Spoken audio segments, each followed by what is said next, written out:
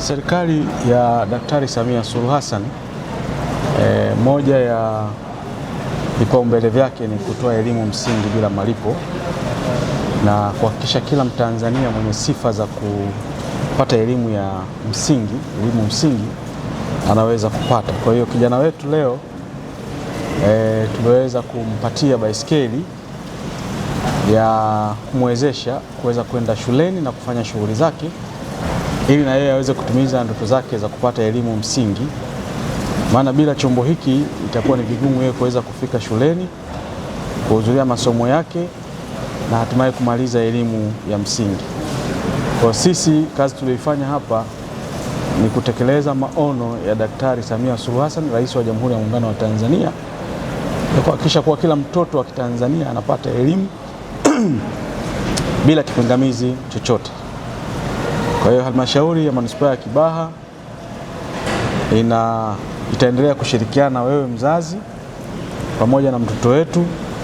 Hiki chombo tutakikarabati, kitakapokuwa kimeharibika tutakusaidia ili kuhakikisha kuwa kinamsaidia kijana wetu mpaka atapomaliza elimu yake ya msingi, na tuendelee kushirikiana.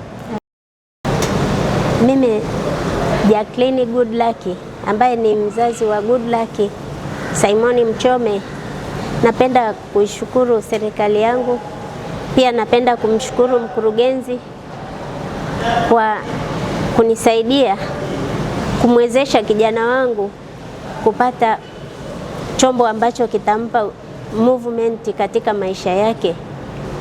Kwa hiyo nimefurahi sana. Ninapenda kushukuru Dr. Samia Suluhu Hassan kwa kunisaidia kunitoa mzigo huu. Namshukuru Mungu kwa ajili ya taifa langu la Tanzania, kwa sababu nimemwona Mungu, nimeiona amani ya Tanzania, nimeona msaada na uwezo wanaokuwa wanatujali sisi.